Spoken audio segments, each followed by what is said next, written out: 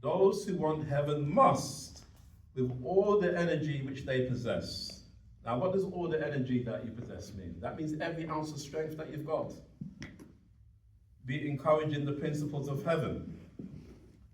Instead of withering up with selfishness, their soul should be expanding with benevolence. You see? So that's how we know if we're in the same relationship with God or not. Is every ounce of strength that we have being used to help others, to do good? Carrying on, every opportunity should be improved in doing good to one another and thus cherishing the principles of heaven. See, Jesus was presented to me as a perfect pattern. His life was without selfish interest, but ever marked with disinterested benevolence. And again, remember, this is where we've got to be so careful. Because remember, it's not to our friends alone, to our family alone, to our favorites alone, that we're to, with all our energy, help others. Because this is what many of us are doing. We're thinking, oh yes, you know, I'm helping my brother, my sister, my wife, my favorites. That's all well and good, but if there's someone else that you don't know and you look down upon them, or you're not interested, you haven't got the Spirit of Christ. Because that's being, you know, partial. Okay, brothers and sisters? Now look, if some still cannot grasp the reality of what's being said, then read the story of the prophet Elijah and the widow of Sarepta. She put the needs of the faithful servant of God before her own starving family.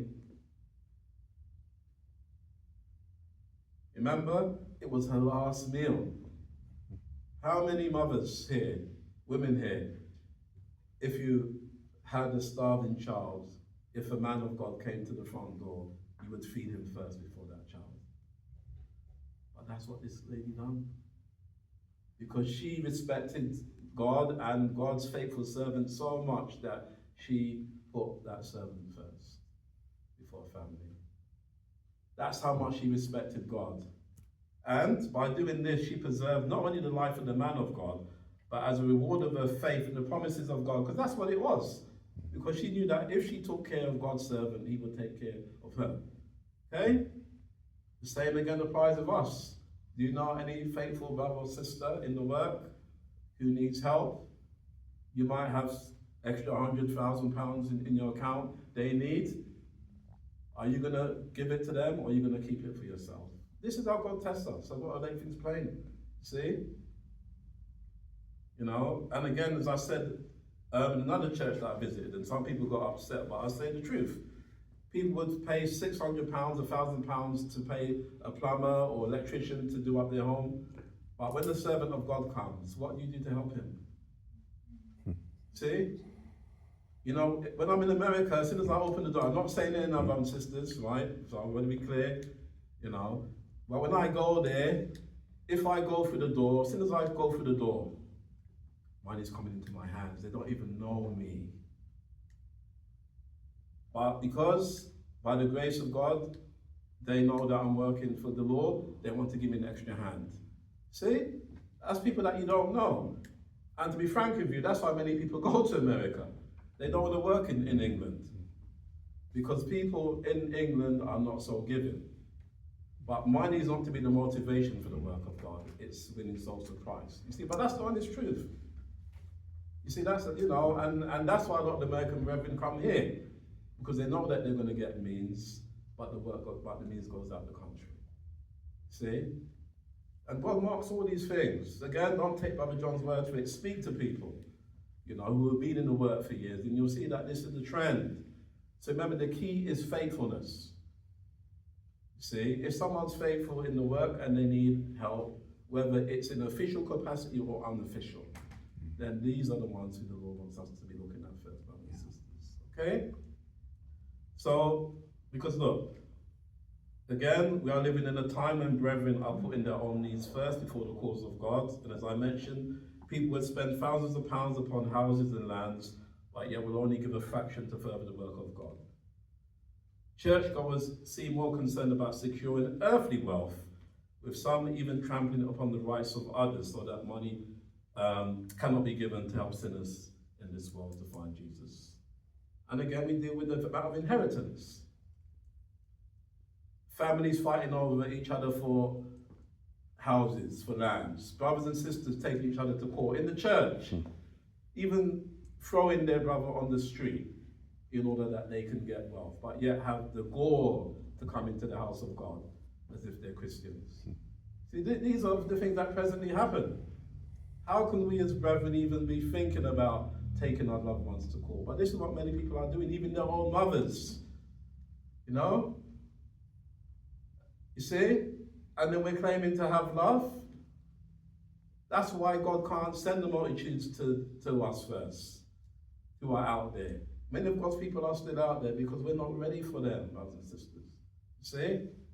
You know? So, rounding off now. This is from the Review and Herald, paragraph 1. Now again, listen to this closely. We're so fortunate to have the spirit of prophecy. You know, we really are. This is what God says through his servant. The enemy is working continually to supplant Jesus Christ in the human heart and to place his attributes in the human character. You see? In the place of the attributes of God. He seeks to obliterate the truth and abolish the true pattern of goodness and righteousness in order that the professed Christian world may be swept to perdition through separation from God. So who's Satan coming for first? It's us. See?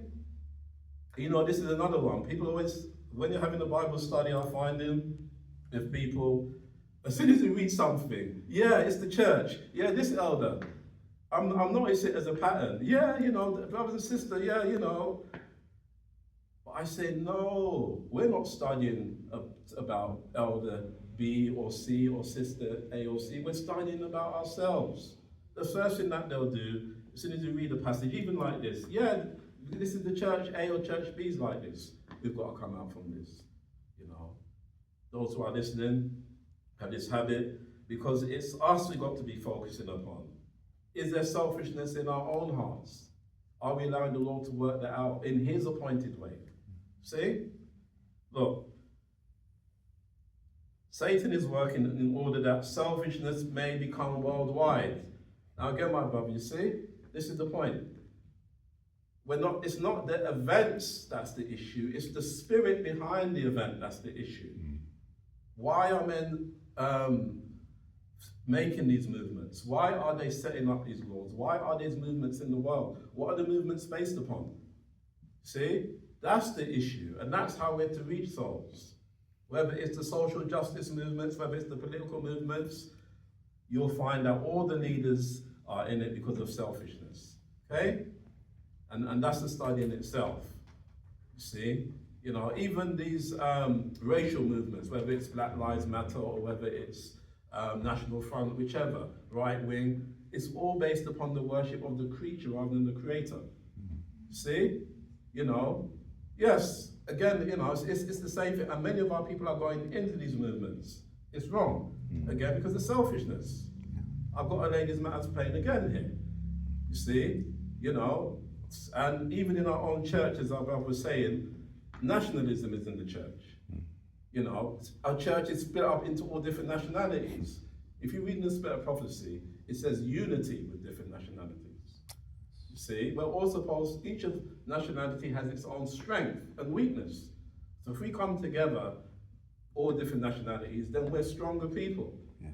But if we separate into individual nationalities, whether it's Chinese or Romanian or Ghanaian or Chinese church, how can we be strong? See?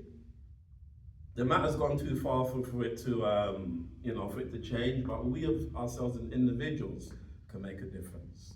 You know, the councils are there again. It's not what Brother John's saying. Go to the testimonies. There's a section called Unity Among Different Nationalities. You see, we're not following God's pattern. All of this is just the sayings of men. See? Again, because it's based upon selfishness.